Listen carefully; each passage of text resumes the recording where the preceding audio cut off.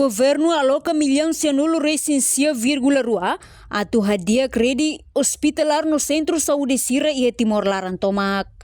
Liu Husi sormoto reunião Conselho Ministro segunda-feira loron tolonolo fulan setembro ne e a Palácio Governo de Li aprova projeto proposta lei orçamento geral Estado tin reunião rua Ronolo Recin Lima nebe apresenta Husi Ministra Finanças Santina José Rodrigues Cardoso.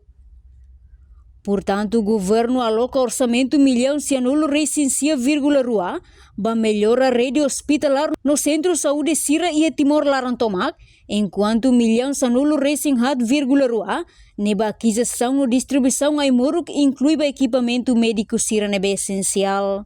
No conaba proteção social, se reforça o programa Bolsa da Mãe, o aumento botliu, hamotuk dólar americano milhão rua vírgula walunulu recinem, o objetivo é hadiah saúde no nutrição ba inan isin rua inclui labarik sira.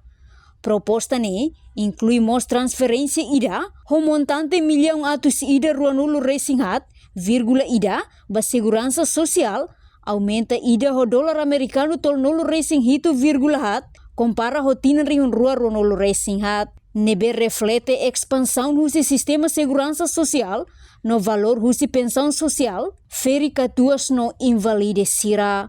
A reportagem de Fifanya de Carvalho, Televisão Timor Post.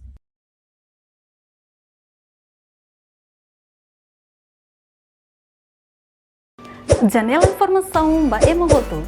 Atua tem informação atual dia kliu, kita haluha, hanya botão subscribe, like, halo comentário no fahe tutang ba media sosial hotu.